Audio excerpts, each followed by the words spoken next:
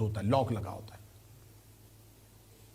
وہ اس تالے کو توڑتا ہے، جب دروازہ کھولتا ہے تو اندر 40 بچے بیٹھے ہوئے، اور وہ 40 بچے جو تھے وہ آسمانی دیگر کتابوں کے حافظ تھے، عیسائی تھے، اور ان کو آسمانی صحیفے زبانی یاد تھے، اور وہ صرف رومنز یا عبرانی نہیں بولتے تھے، وہ عربی بھی جانتے تھے.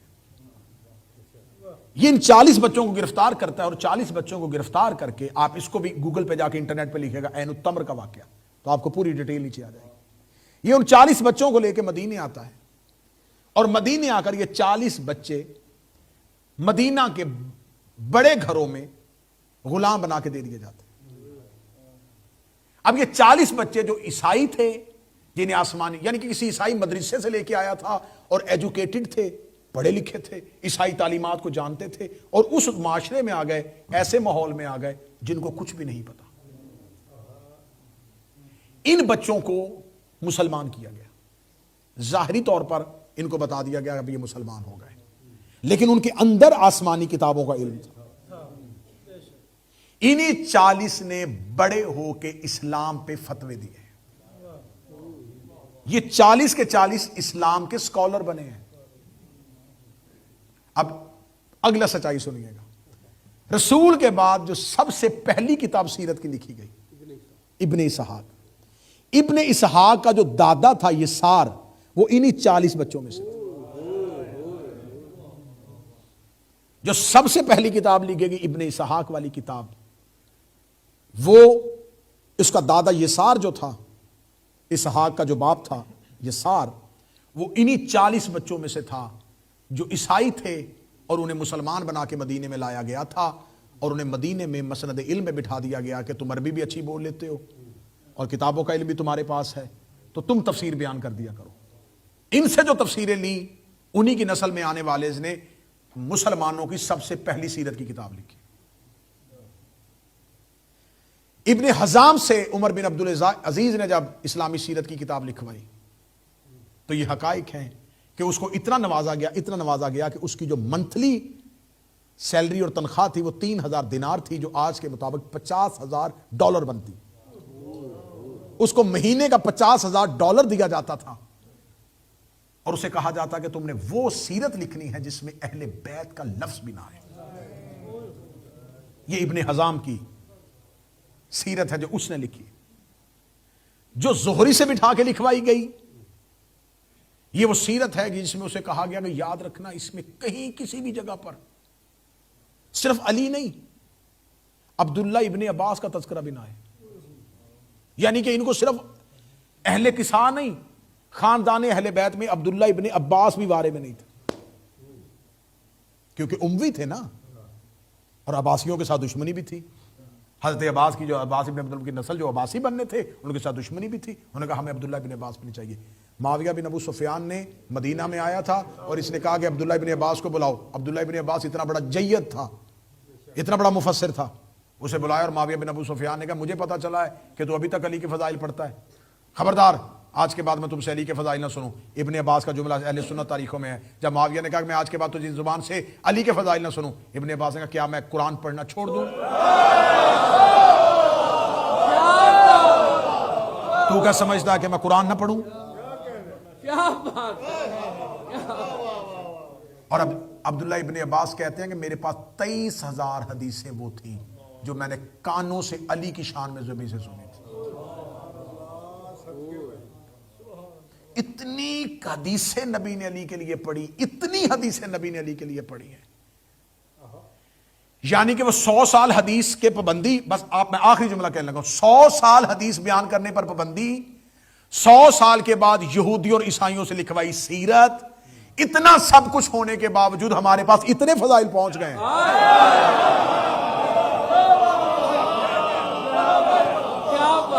کہ ہم منبر پہ ہلکا سا پڑھتے ہیں.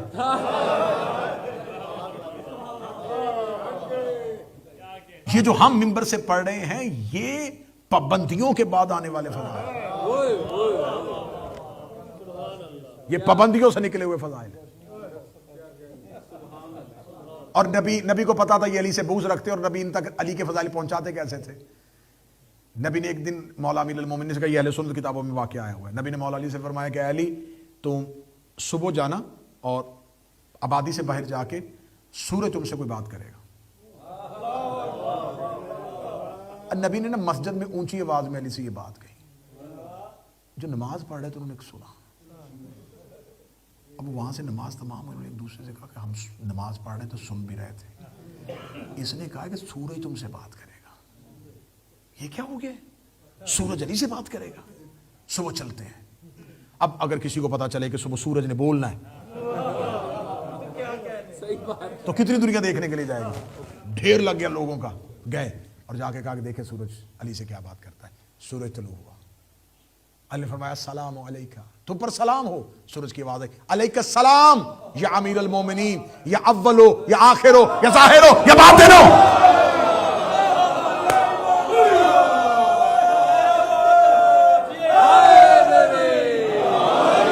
سورج نے کہا علیکہ السلام یا امیر المومنین، یا اول ہو یا آخر ہو یا ظاہر ہو یا باطن ہو.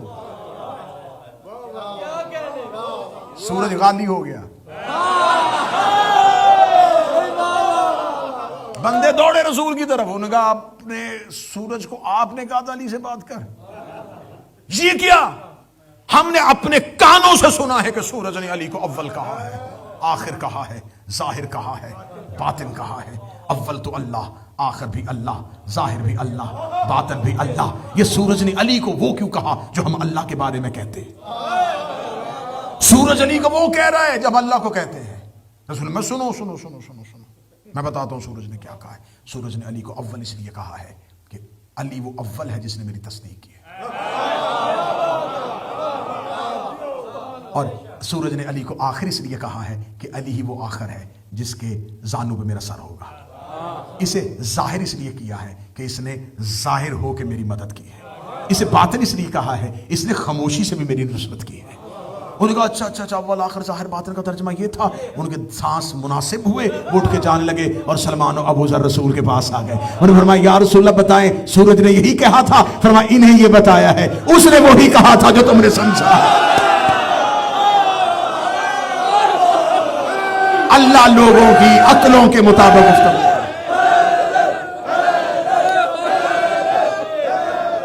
یہ ان کے لیے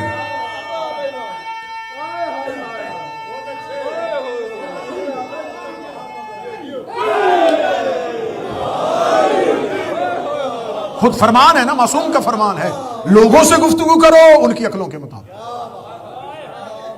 رسول نے فرمایا ان کے لیے بتایا. یہی تو وجہ ہے کہ معصوم کہتے ہیں کہ قرآن کی ہر ایک تفسیر اس کے 70 ظاہر ہے 70 باطن. دنیا ظاہر میں الجھی ہوئی ہے اور علی باطن میں چھپا ہوا ہے. تم قرآن کے صفحات سے علی ڈھونڈ رہے ہو، علی قرآن کی روح کے اندر ہے.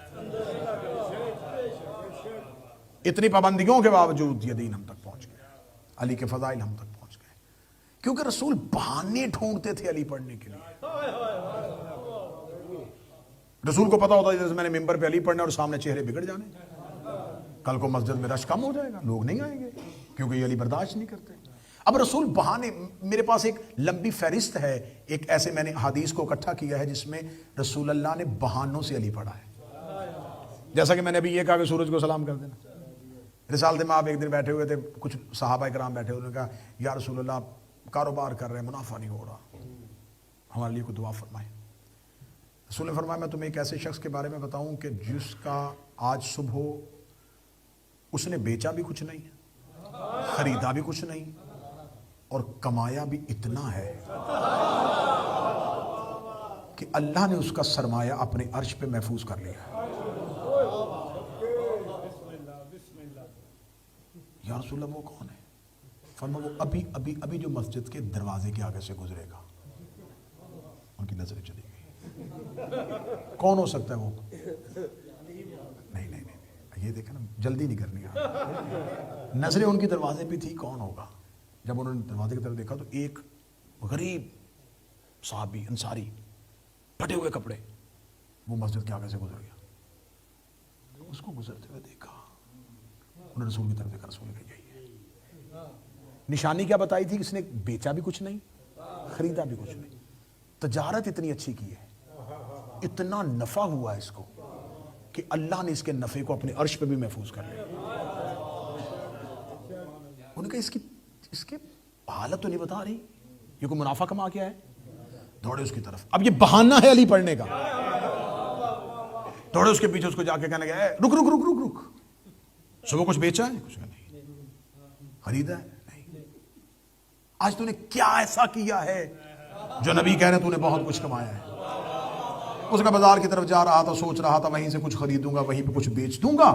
جیب میں ہاتھ ڈالا, میرے پاس کچھ خریدنے کے لیے نہیں تھا. میں نے کہا جب خریدنا نہیں تو پھر بیچنا کیسا. بازار کی طرف جاتے جاتے میرے ذہن میں خیال آیا, بازار میں بھی جا کے اپنا دل ہی خراب کرنا, جاؤ مسجد میں جا کے علی کی زیارت کرو.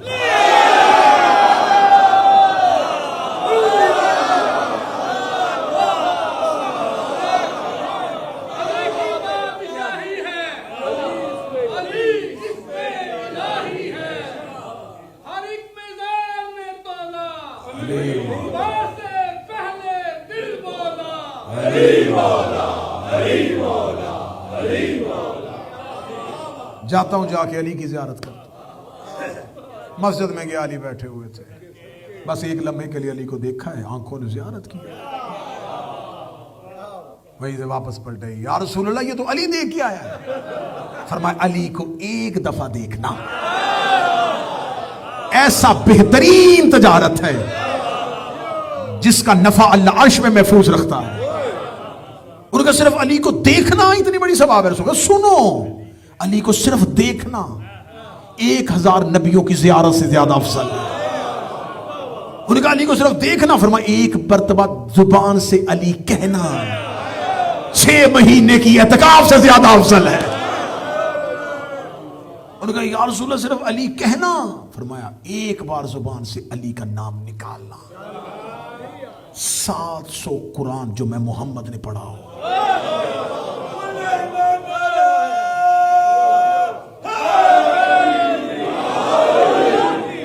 رسول کے چہرے کی رنگت بدل گئی. یہ سوال کرتے گئے, نبی فضائل پڑھتا گیا, سوال کرتے گئے, نبی فضائل پڑھتا گیا, حتیٰ کہ بے ساختہ یہ اٹھ کے یہ کہتے ہوئے دربار رسالہ سے نکلے, یہ تو علی کے عشق میں مجنون ہو چکا ہے, علی کی محبت میں دیوانہ ہو چکا ہے. یہ بہانے تھے رسول کے پاس علی پڑھنے کے. کیسے علی پہنچایا. بس یہ جو اتنا بڑا سسٹم بن چکا تھا ولایت علی کو روکنے کے لیے, اس اتنے بڑے سسٹم کے اندر, اتنے بڑے نظام کے اندر اس دیوار کو گرانے کے لیے اللہ کو زہرا کی ضرورت پڑی.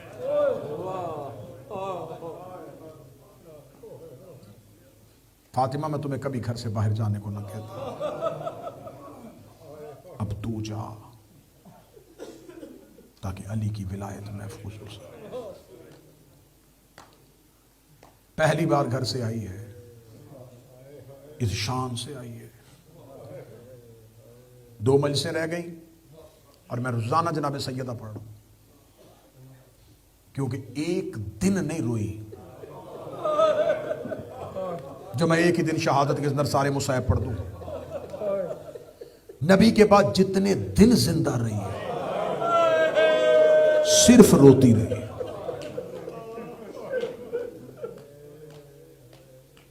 ہم میں سے ہر کوئی ایسا انسان ہے جس نے اپنی زندگی میں اپنے گھر میں موت بھی دیکھی ہے اور مصیبت بھی دیکھی.